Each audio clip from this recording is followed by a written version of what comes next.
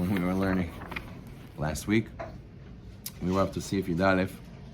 We're talking about who's allowed to do an Nitlat Yadayim for you. So the question is, can someone pour the water on your hands?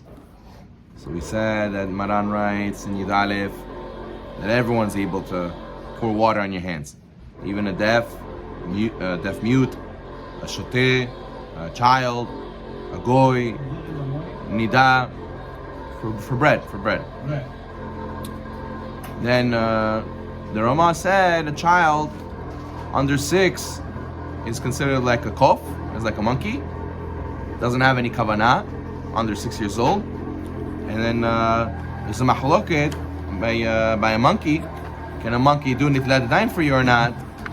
So Shulchan Aruch says, like the opinion that says it is kasher. But the Rama says yesh lachmir.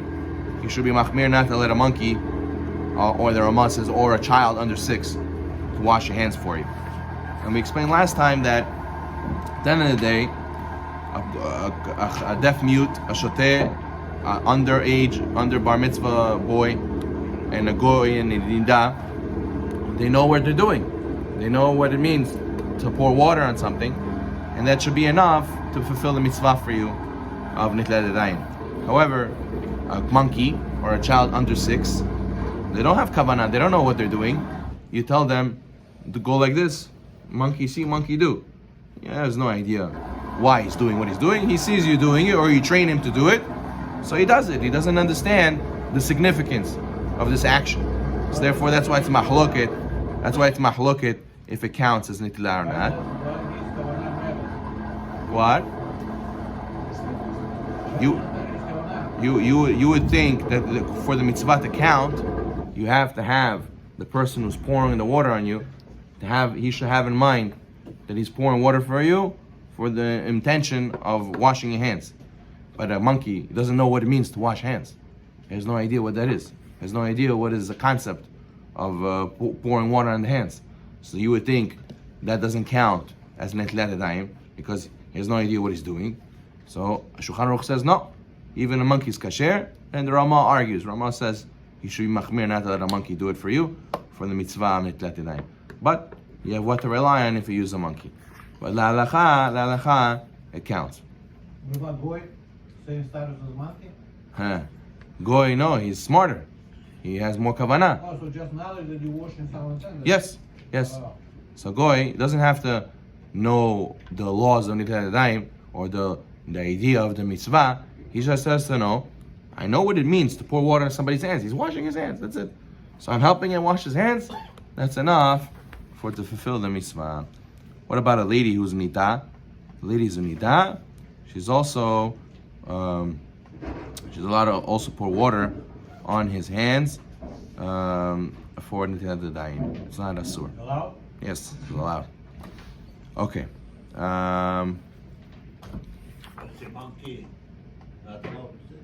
Monkey, there's an argument. Rama says you're not allowed to have monkey wash your hands, but according to Shulchan Aruch, you're allowed to. You're allowed to. You're not allowed to have a monkey wash your hands? Right. Pouring the water over your hands, right. Because he doesn't know what it is. He's just doing it because you trained him to do Right. it. Right. He doesn't have a concept. He doesn't know what it means. What's the significance behind it?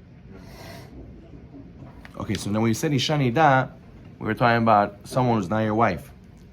Okay, let's say his daughter's Nida, his sister's Nida, his mother's Nida. All those situations, right, you're allowed to wash hands for the husband, the man, let's say, the father, the brother, the son. Or let's say a woman who's Nida for another woman who's Nida. But let's say a wife who's Nida for her husband, over there it's a sur. Over there, part of the laws of Nida says that a woman cannot shower the husband, cannot wash the husband. So part of washing the husband means not washing his hands. It's a sign of intimacy. So therefore, you shouldn't be lenient to use a nisha nida, or his wife that's nida, for to wash hands in nitlat yadayim. Rabbi, a man is allowed to touch his mother or his daughter that are nida, no? Yeah. He's allowed to touch them while they're nida. Yeah. He can hug them, kiss them, whatever. Yeah. It's only between a husband and a wife. Okay, now. To wash the hands after that? To touch? No. Okay. In regards to women in general, it's not tanua that a stranger woman, should wash the hands for a man. It's not tanua. So, okay, fine, it's your sister, it's your daughter, it's your mother who's washing it for you, fine. Those are your family members. But somebody else's wife should wash their hands. Let's say a guy goes to somebody's house, and Baal Habayit's wife is standing there washing hands for everybody. She shouldn't wash for the men. Maybe she could wash for the ladies, but she shouldn't wash for the men of the guests of the house. It's not tanua. The ways of tzniut is that, if it's not her husband, she doesn't do favors for them. In general, laws of tzniut is you don't use somebody else's wife for it to serve you, for it to do favors, because we want to limit the interaction between everybody. Even if it's Yeah. Okay, Yud Gimel. Lechatchila tzarich lechaven noten netilah mechsher le'achila. Preferably, a person should have in mind when he's washing his hands, I'm making my hands fit for it to be able to eat now. I'm making them pure for it to eat. Okay, fine. Good. Yudalid. Itbil yadav me'mayan. Let's say somebody dipped his hands in a spring, the waters of a spring, right? אפילו אין בו 40 שאה, עלתה לו טבילה כל שמתכסים ידיו בהם בבת אחת. ואם יטבלה במי מקווה, יש אומרים שדינו כמעיין, יש אומרים צריך 40 שאה, דינו דברי מקל. So let's say Rabbi dipped his hands in the mikveh, in the ocean, in the river, any place that would count as a mikveh you dipped in there, this dipping of the hands is considered and works instead of netilat yadayim. And then we're going to see later that in Sif Lamed Het what bracha you're going to make, because here it's not the pouring of the water netilat yadayim, and here you're dipping your hands. So over here, in such a case, you're going to say, even though some argue, you don't say tvilat yadayim, al tvilat yadayim. You say al netilat yadayim still, regardless, because at the end of the day you're doing the mitzvah of purifying your hands. Okay, fine. Let's say you have a mikveh and you have a sink, and you don't want to go and bother yourself to go to the sink to wash your hands with a kli. It's just as lechatchila to dip your hands in the mikveh or into this river or this ocean or the spring. It's just as lechatchila to go and then as washing your hands in a kli. He says some argue and say mikveh is better, and some argue and say no, you need the water from the kli is better than dipping in a mikveh. But at the end of the day, they both work, and some say this only works if the mikveh has 40 se'ah of water that you could technically dip your whole body inside. And some say that it works even if it doesn't have 40 se'ah, and that's what the Shulchan Aruch follows. As long as it's rainwater, even if it's not 40 se'ah, it's still kasher for netilat yadayim. But preferably you should only make a bracha when it has 40 se'ah. Okay, good.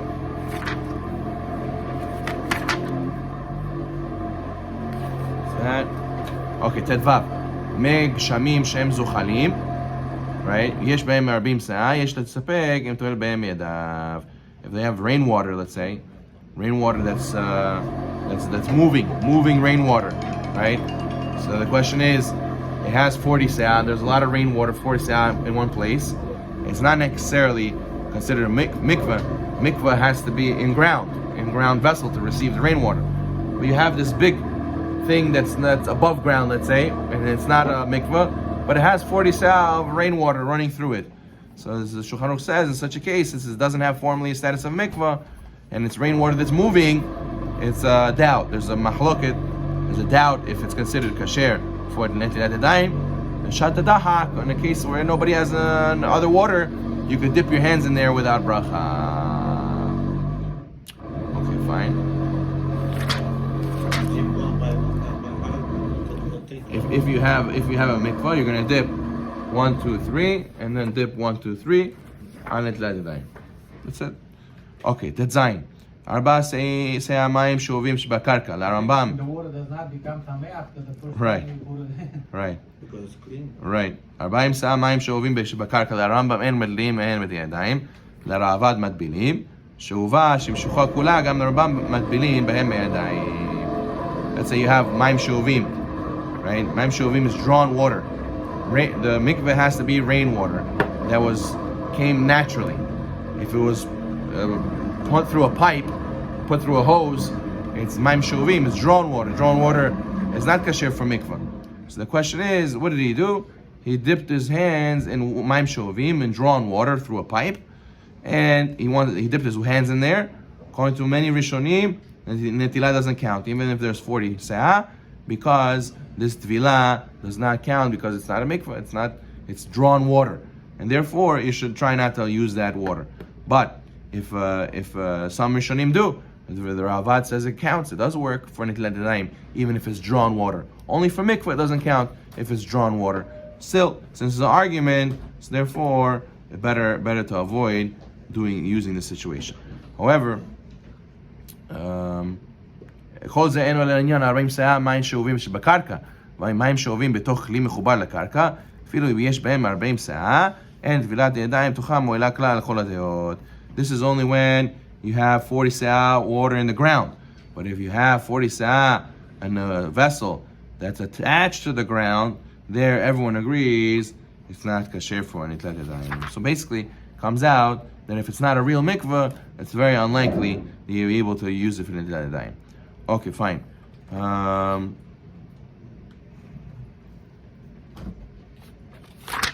Okay.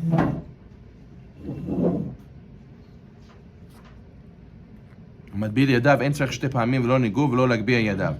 Someone who dips his hands, right, in the mikvah for netilat yadayim, technically he doesn't have to do it multiple times like you do by washing the hands, and technically he doesn't have to go and raise his hands like you do by netilat yadayim. But some say, according to Kabbalah, you should always do 3, and you should always raise your hands above your head before you make the bracha. So it's the best thing to do 3 times dip this one, 3 times dip that one, raise your hand and make the bracha.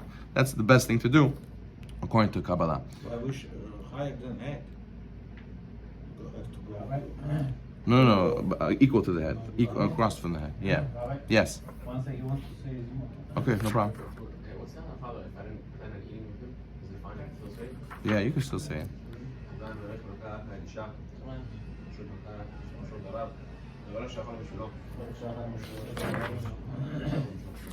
Okay, in the last Seif Chaf, מטביל ידיו אינו מברך על טבילת ידיים אלא על נטילת ידיים.